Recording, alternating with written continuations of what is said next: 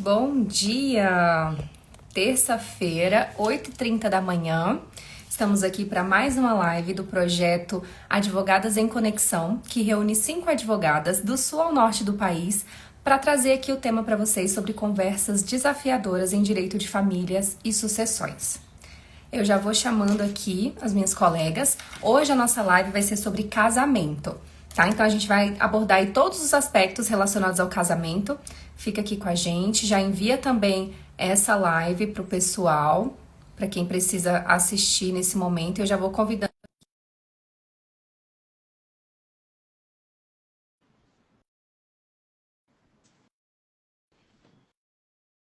Vamos aguardar aqui, já enviei o convite. Bom dia, Tati. Bom dia, Kátia. Bom dia, bom dia. Falta a Lu. Hoje, gente, a Ana Carolina novamente ainda não consegue participar com a gente. Ela tá bem adoentada. Tá sem voz, na verdade, né? Tá com a gripe ali que tá terrível. Mas, se Deus quiser, na próxima semana a gente vai estar com o time completo aqui. Com certeza, com certeza. Vamos lá, cadê a Luciana? Doutor Gabriel, Gláucia, bom dia. Muito obrigada por estarem aqui com a gente.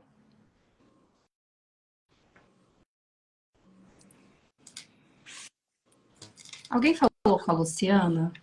Será que aconteceu alguma coisa? Falamos, às vezes é questão de internet mesmo, tem acontecido muito, né? Não, né?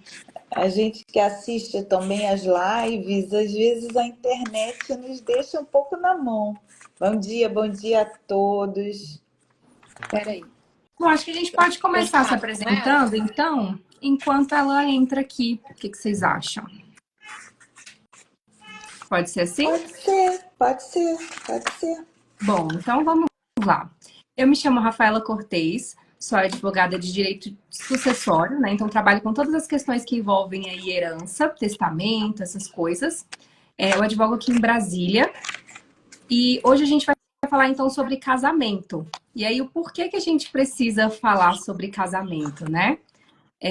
Eu sempre costumo lembrar da história mesmo. O casamento ele sempre foi visto como um negócio. Só que antigamente as pessoas, os pais é que decidiam, né? As famílias decidiam ali quem que seria o companheiro, né? O cônjuge da outra pessoa. Então os filhos eram dados em promessa, né? Muitas vezes ainda crianças. E aí quando atingiam certa idade, esses filhos tinham obrigação de se casar com o cônjuge que, ali a Lu entrou, com o cônjuge que a família tinha escolhido.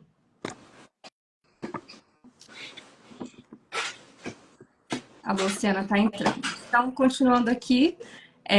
E aí, com o passar do tempo, isso foi mudando, né? Obviamente. E as pessoas passaram a elas mesmas escolherem os seus cônjuges. Então, hoje a gente precisa falar de casamento porque existem conversas muito necessárias que a gente muitas vezes não tem antes do casamento. E até durante o casamento também, né? Porque sempre é possível que a gente faça novos acordos ali. Bom dia, Com Lu. certeza. Bom dia, Lu. Bom dia. Bom, e aí por isso que a gente precisa então hoje falar de casamento, para que a gente faça essa escolha de modo consciente, sabendo aí de tudo que permeia, né, o casamento, para que a gente possa tomar a melhor decisão, fazer a melhor escolha e com isso a gente ter uma relação mais forte, mais duradoura e mais feliz também. Bom, meu nome é Tatiana Fontanelli, eu também sou advogada na área de família e sucessões. Eu estou falando aqui de São Paulo, né? E o nosso tema hoje, eu acho que é bem importante, tanto para quem está casando pela primeira vez, como para quem já casou e quer se casar de novo, né? Voltando aqui um pouquinho lá na nossa primeira live, que eu acho que é bem importante essas conversas, né? Esses diálogos desafiadores que o casal tem que ter, né? Porque eu acho que alinha a expectativa, né? Dos dois, né? Alinha ali a expectativa, os valores, o que cada um espera desse relacionamento. E tem muito mais chances para que seja um casamento feliz, né? Saudável.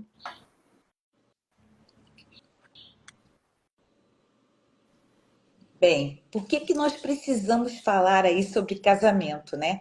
Casamento tem sido alvo aí de intensos questionamentos aí, devido aí às transformações nas suas características, do modelo tradicional às diversas formas de casamento aí atuais, mudanças nos papéis aí conjugais, ou seja, ganhamos algumas outras opções aí para se configurar aí a união entre duas pessoas, tipo namoro, união estável, que até nós falamos anteriormente.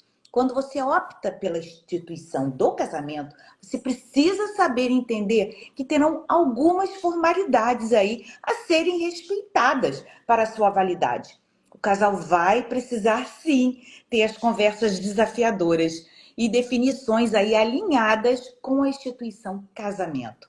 Bem, eu sou Kátia Traiter e ajudo casais com contratos nesta fase pré-casamento. Bom dia a todos. Bom dia a todos, eu sou Luciana Souza, eu sou advogada especialista em direito sucessório e direito em novas tecnologias. Eu atualmente trabalho com foco em inventários e planejamento patrimonial e sucessório. Eu sou de Manaus, estou em Manaus.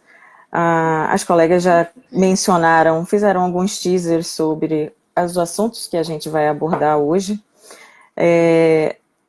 Daqui a um pouquinho eu vou começar a falar também sobre o assunto com foco no pós, diria assim, pós-vida. Se as conversas desafiadoras elas não acontecem durante a vida, após a vida, invariavelmente elas vão surgir e provavelmente as medidas que não foram tomadas terão um custo alto. Então é mais ou menos sobre essa questão que eu vou trazer hoje aqui para a gente fazer algumas reflexões. É isso aí. Então, para começar aqui, né, a gente contextualizar, eu vou trazer para vocês aqui o que juridicamente constitui um casamento e também quais são as implicações legais para os cônjuges, né? Muita gente não sabe, né? E até é estranho quando a gente fala isso, mas na verdade o casamento ele é um contrato. Ele é um contrato especial ali do direito de família, em que traz obrigações, né, deveres e também direitos entre os cônjuges. O casamento, ele é uma manifestação de vontade. Então, a gente entende que as duas pessoas, por livre e espontânea vontade, vão lá se casar. E aí, só que ele transcende essa questão desse acordo individual, né? Porque a gente tem uma proteção até constitucional em relação ao casamento. E aí, o casamento, ele envolve essa questão de ordem pública, a proteção da família também, porque a proteção da família é como base da sociedade, né? A gente tem essa questão no Brasil muito forte. É um direito realmente constitucional. E aí, o que a gente tem, então, de deveres recíprocos entre os cônjuges? Quando a gente se casa, diferente ali, por exemplo, quando a gente tratou do contrato de namoro, né? E até um pouquinho diferente em relação à união estável também, as diferenças entre a união estável e o casamento são bem pequenas. A gente vai tratar disso mais pra frente. Mas aí, trazendo no casamento em si, a gente tem o dever de fidelidade entre os cônjuges, né? Então, no Brasil, a fidelidade, ela é um dever mesmo. A poligamia, por exemplo, é totalmente proibida. A gente não tem como hoje reconhecer relações simultâneas. A gente falou um pouquinho sobre isso na última live, quando a gente tratou de união estável. A gente tem a coabitação, né? Então, e também a assistência e sustento mútuo.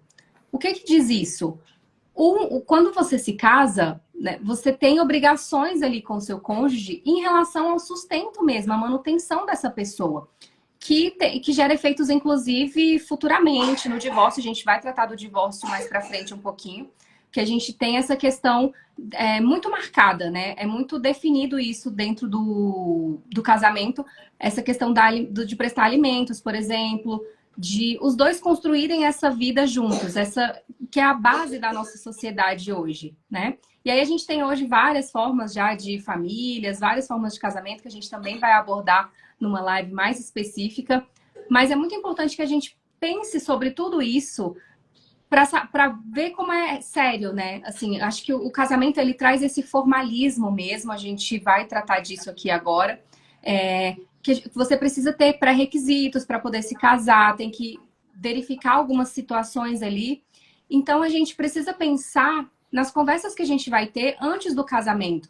Porque justamente isso, quem é que vai sustentar a casa? Quem é que vai pagar a conta? Quem paga a conta de água, a conta de luz? Enfim, tudo isso é necessário que a gente tenha essas conversas antes mesmo do casamento para que a gente possa construir uma relação tranquila, uma relação fortalecida. E aí a gente entra nessa questão de quais são as considerações legais, né? Que a pessoa ali, que o casal que está pensando em se casar, precisa decidir antes de instituir essa entidade familiar, esse casamento aí.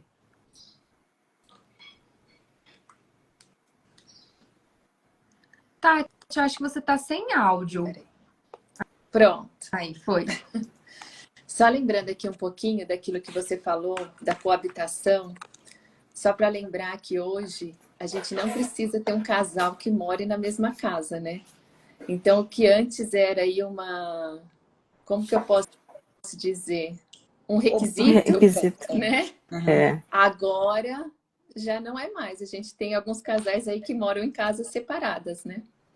Bom, mas vamos lá. Falando aqui das considerações legais, né? Eu acho que uma das coisas que a gente pode falar é a respeito do nome, né?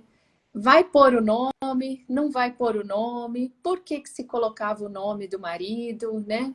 Então, antigamente, a gente tinha que a mulher era relativamente incapaz e usava e era obrigada a colocar o nome do marido, como se aquele que, entre aspas, exercesse um poder sobre ela, né? Então, é por isso que se acrescentava o nome do marido.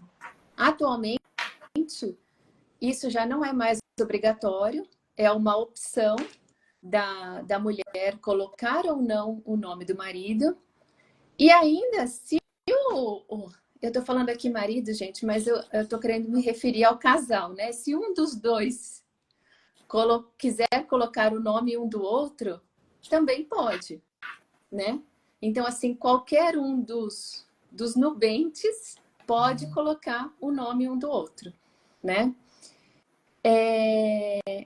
E isso, acho que a gente tem que lembrar bastante, que tem que ser alterado depois nos documentos. Então, a partir do momento que eu me caso e acrescento um nome no meu nome, eu tenho que trocar os meus documentos, né?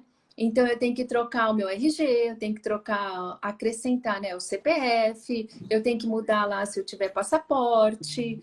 Então, tudo tem que ser alterado, né? Não é uma coisa automática que acontece. Então, eu tenho que fazer essa mudança. A sugestão que a gente dá é que a pessoa comece pela Receita Federal e depois vá fazendo as outras alterações. Aí você fala assim para mim, mas e aí? Eu escolhi não mudar, não acrescentar o nome, não quis mudar. Depois eu me arrependi. Será que eu posso mudar depois? Posso. Eu posso mudar uma vez, né? Mas eu não posso tirar um nome. Eu posso só acrescentar o nome da outra pessoa depois, tá? Essa questão do nome, eu acho bem importante essa conversa, porque tem pessoas que querem, tem pessoas que não querem, né? Já que hoje em dia isso não é mais uma obrigação. Uma outra conversa também que eu acho importante é a questão que eu só vou citar assim, não vou falar, porque eu acho que isso a gente vai falar em outro momento, que é a questão da escolha do regime de bens, né? Eu acho importante a gente falar que nós temos alguns tipos de regime, né? O regime convencional, que é o da comunhão parcial de bens, né? Que eu acho que é o que a maioria faz, porque lá no momento ninguém pergunta, né? Que regime que vai ser? A pessoa simplesmente, põe esse daí que é o convencional. Nós temos o da comunhão de bens, o da separação de bens, né? Da separação total de bens, e um muito menos usual, que é o da participação final dos aquestos, né? Que raramente a gente vê alguém que tenha utilizado esse regime.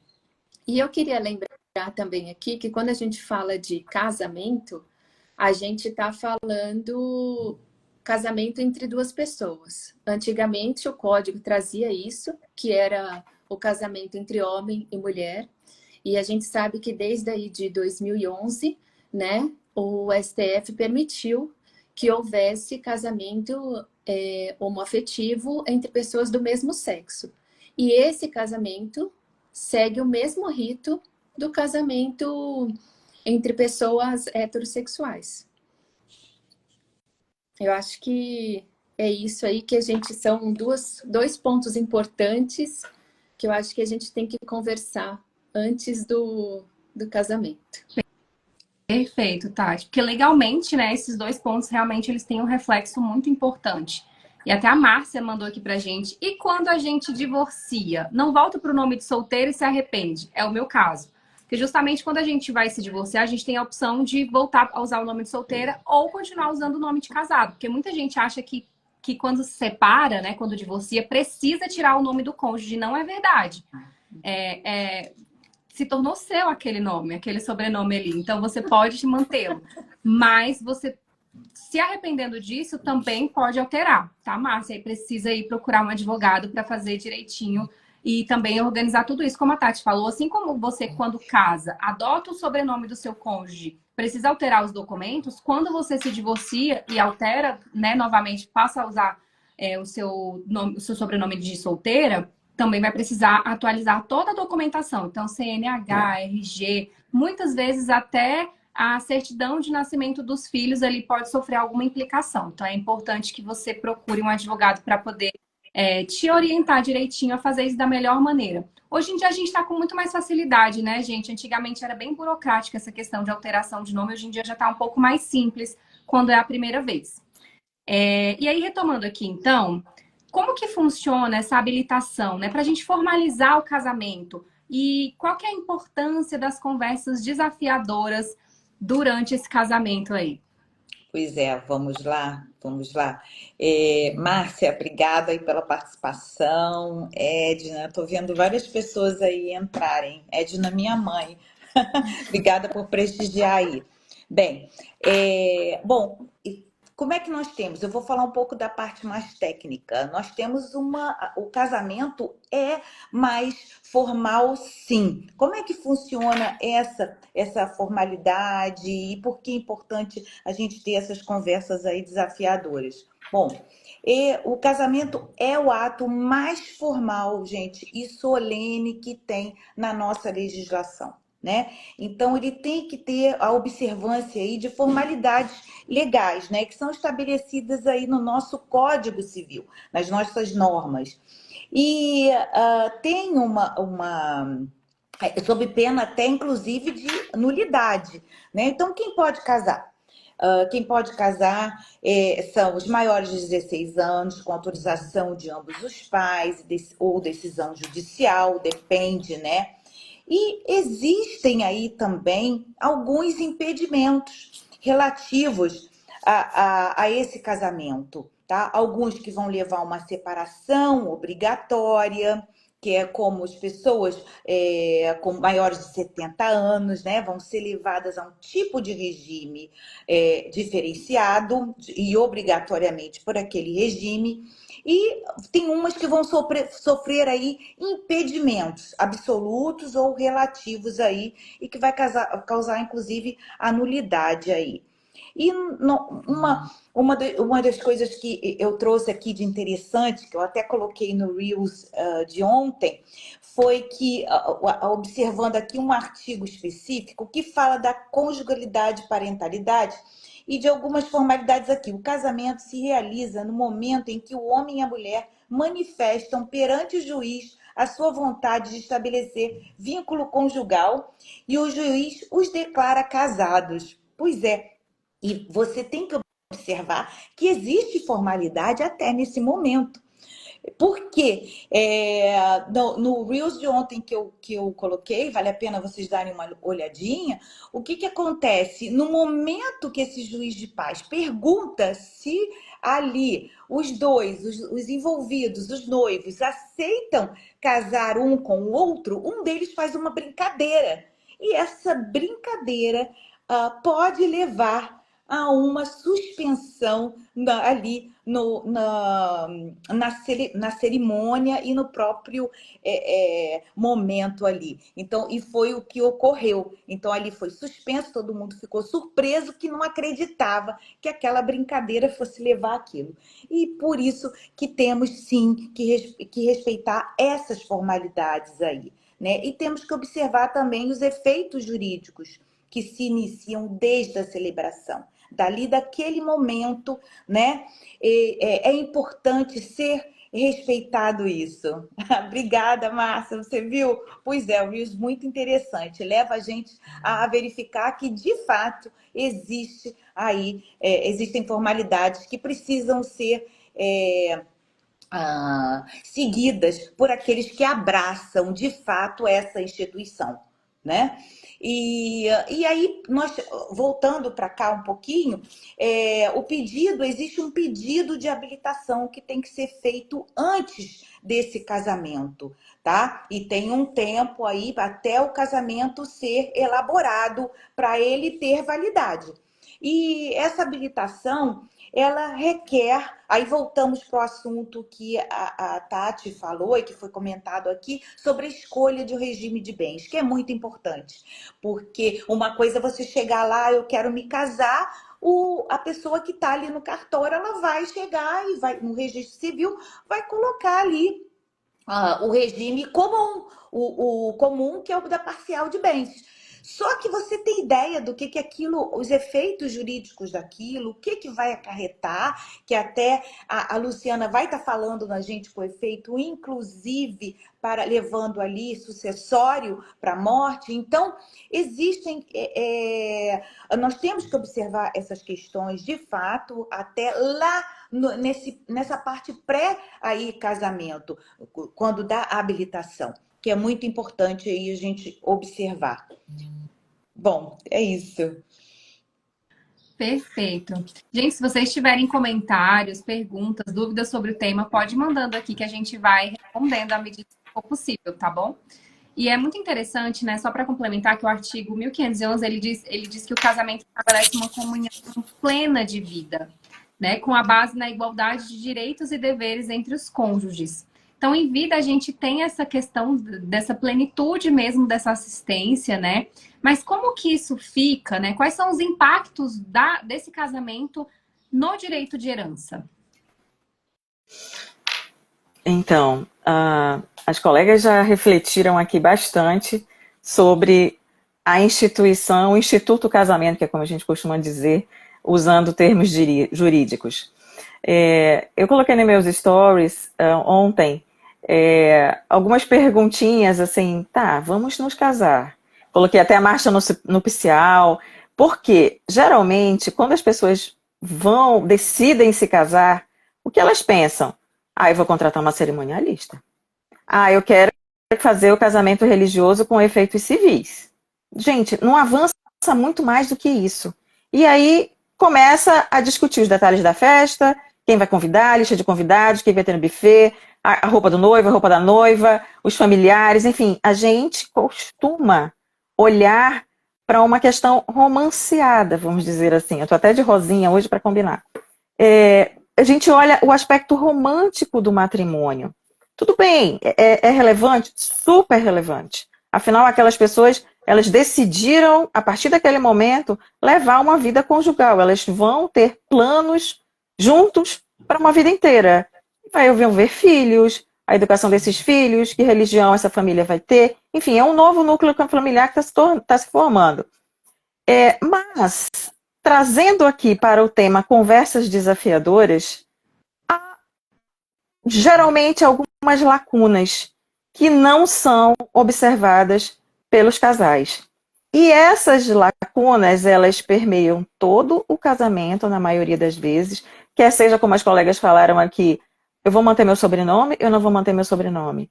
Eu vou manter o meu sobrenome e acrescentar mais um sobrenome, que é o sobrenome do meu noivo, ou eu vou deixar tudo do jeito que está?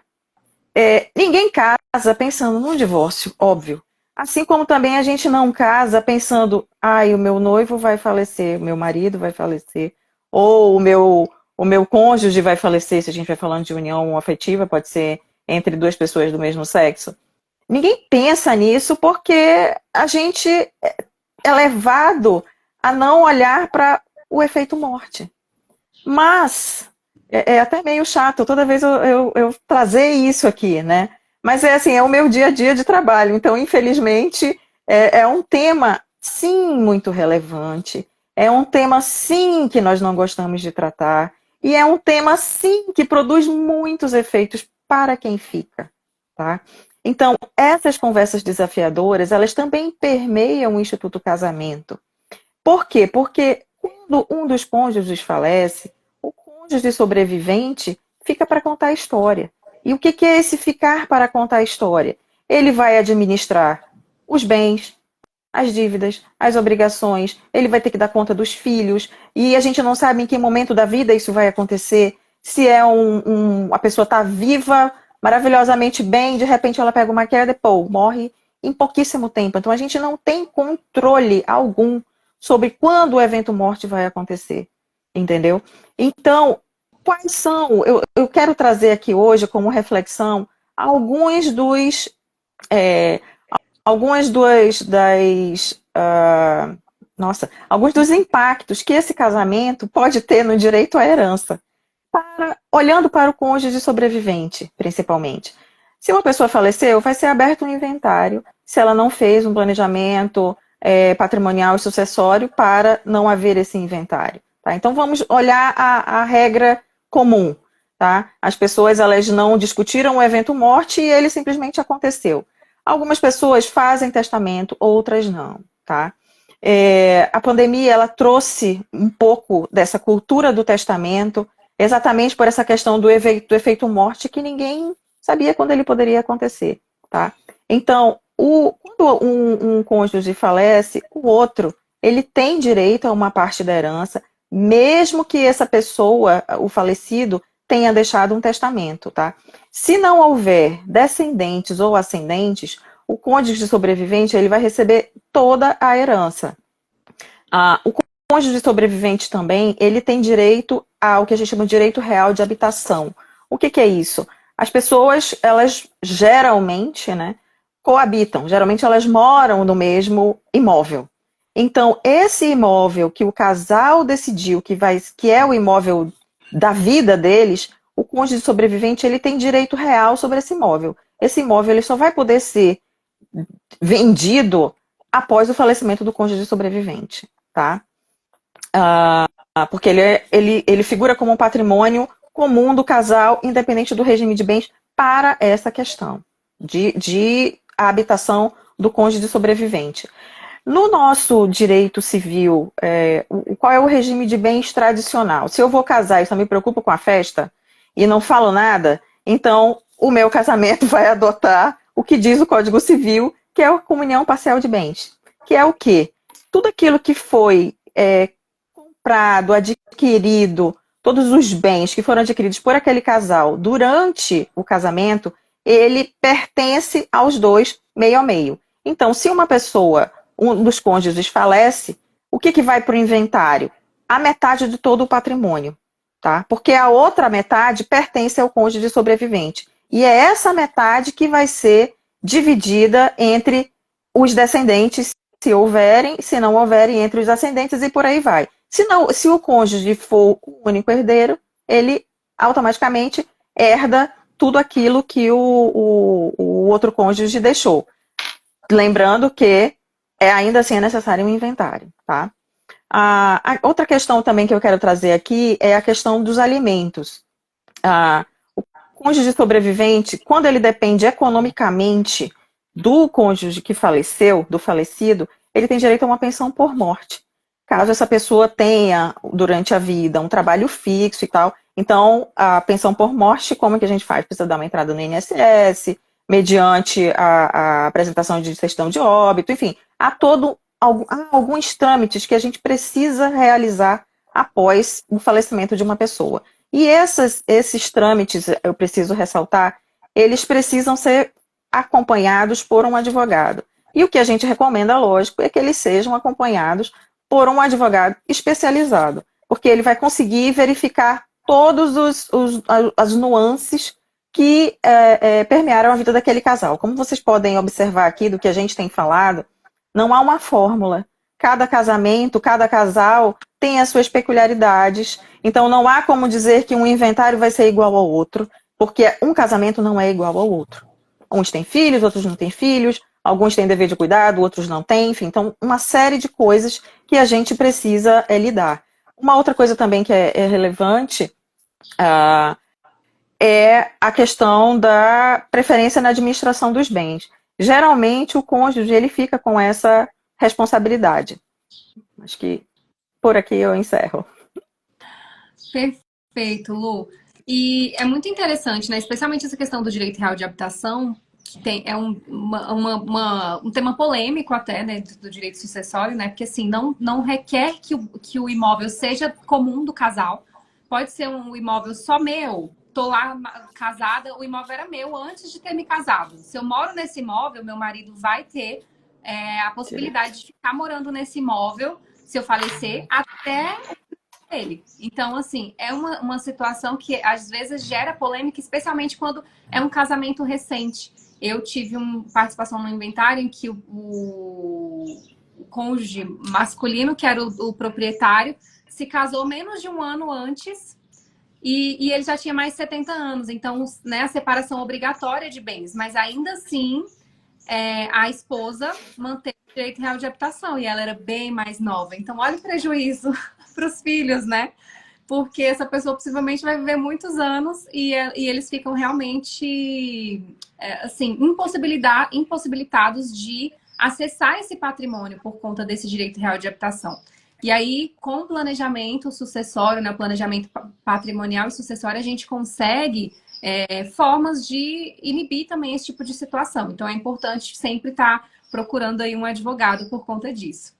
Mas, gente, se vocês tiverem perguntas, comentários, podem ir mandando aqui que a gente vai respondendo. A gente vai agora já se encaminhando para o fim, né, dando as nossas considerações finais aqui.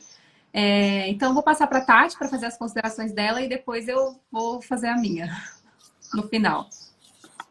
Tá. Só para finalizar, eu acho que o importante é a gente conhecer, né? Primeiro a gente conversar, né? Porque eu acho que isso alinhar as expectativas para que seja um relacionamento saudável, né? É muito importante. E a gente conhecer, né? Procurar se informar daquilo que a gente quer, como que vai funcionar esse casamento, né? A gente antes não tinha o hábito de conversar sobre nada disso, né? Simplesmente vamos casar, e é o que a Lu falou, né? A preocupação, o planejamento matrimonial era em torno da festa. Isso era planejamento matrimonial, né?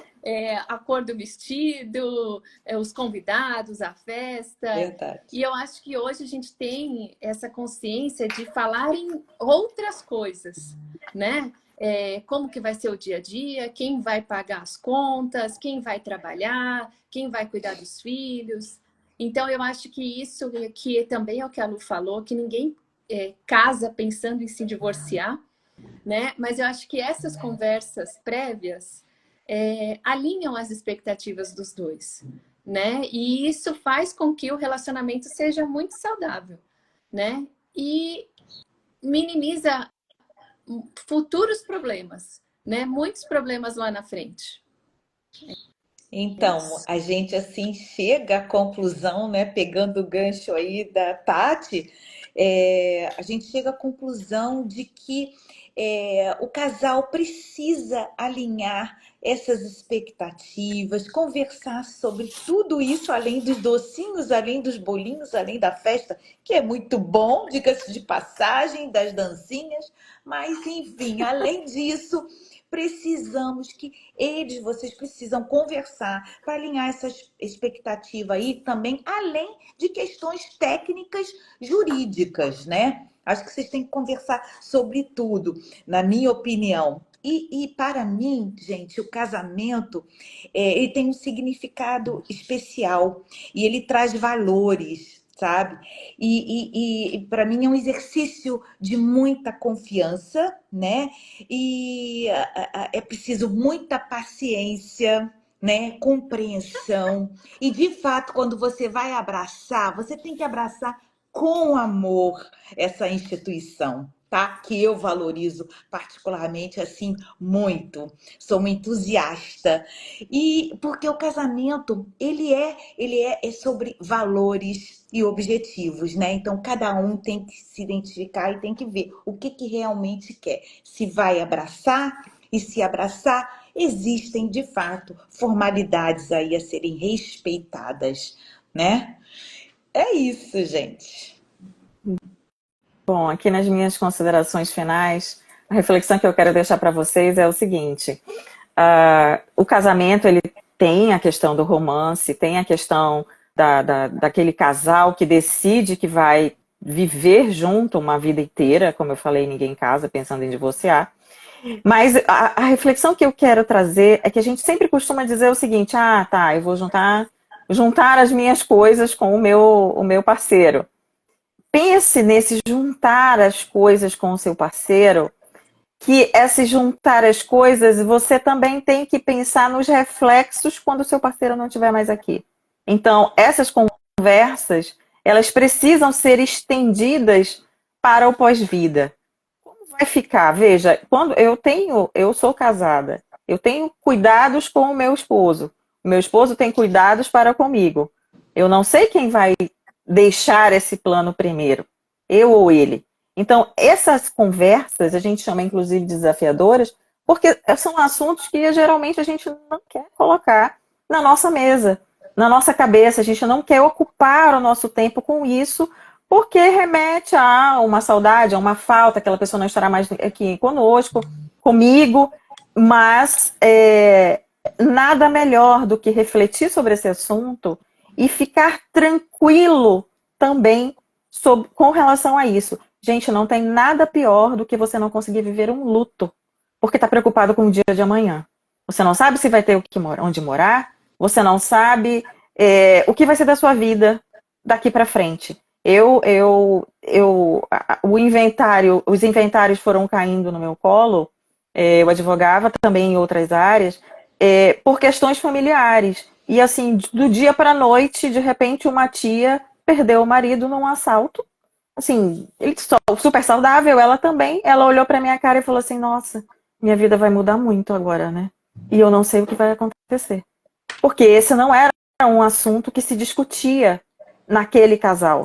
E isso é muito mais comum do que a gente pode imaginar. Graças a Deus, ela não tinha filhos, ela teve um amparo da família, amparo meu, minha irmã, enfim, família toda acompanhou e acompanha até hoje. Mas e se ela não tivesse? Porque aquele casal não se preparou. Então, o que eu quero deixar aqui é: estendam essas conversas dentro do casamento de vocês para o pós-morte. E, lógico, por favor, conversem com um advogado especializado, porque senão a conversa também não vai fluir. É isso. Igor, essa live vai ficar gravada, tá? Assim que a gente finalizar aqui, já vamos salvar lá no nosso perfil, então fica tranquilo. E na próxima terça-feira, às 8h30, a gente te aguarda aqui. Tanto o Igor quanto todo mundo que passou por essa live, quem ficar sabendo também, já encaminha também para os amigos, aí, para os conhecidos, porque é muito importante. Semana que vem a gente vai falar sobre regime de bens especificamente. Então vai ser uma live muito importante, muito esclarecedora. Só dando um adendo aqui, né? Porque assim, depois que você se casa, você também pode alterar o seu regime de bens. Então vai ser muito interessante, até para quem já é casado, assistir essa live para poder tomar mais consciência e, de repente, se for o caso, né? Se você identificar que é interessante para você, até buscar a alteração desse regime mesmo. E bom, passando aqui para as minhas considerações, então eu gostaria de falar assim, eu gosto muito daquele ditado que diz: o combinado não sai caro. E realmente ter conversas desafiadoras é um ato de amor. Quando a gente pensa no futuro, quando está tudo bem, fica tudo mais fácil. Né? Se a gente pensa no futuro, se o meu cônjuge falecer, se a gente fosse divorciar, se a gente passar por uma crise no nosso casamento, e a gente pensa nisso quando está tudo bem, é muito mais fácil a gente imaginar cenários e até adotar estratégias para passar por esse momento de dificuldade com mais facilidade. Então, o convite que fica aqui para vocês é que se abram para essas conversas, né? Tenham conversas que são desafiadoras, mas que são relevantes e que realmente conectam as pessoas. Quando a gente sai da superficialidade, começa a conversar mesmo sobre coisas mais profundas, a gente conhece o outro de uma forma, assim, incrível. Eu sou casada há 8 anos. E eu falo que eu brinco que eu realmente comecei a conhecer meu marido há mais ou menos uns 2, 3 anos atrás, que foi quando a gente passou por um momento de terapia e a gente começou a conseguir conversar de forma mais aberta mesmo, mais profunda.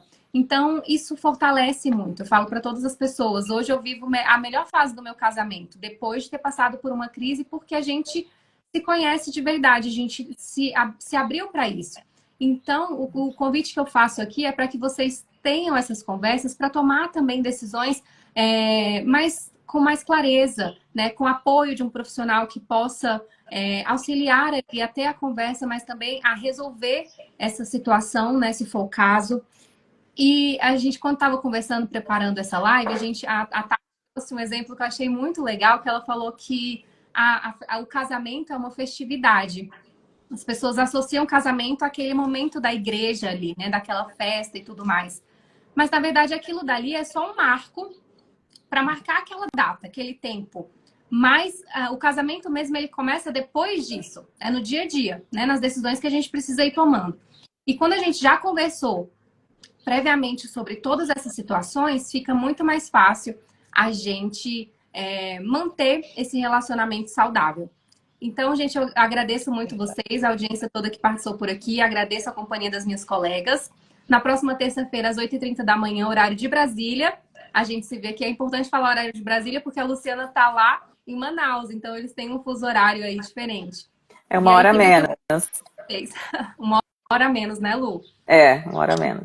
Para todo mundo para estar acompanhando a gente. Na próxima semana, possivelmente, a Ana Carolina já esteja recuperada, e aí vamos ser às 5 nessa live, então vai ser ainda mais enriquecedora. Viu? Isso. Beijo para todo mundo. Bom dia, gente. Beijo. Obrigada a todos aí. Boa semana. Beijo. Tchau.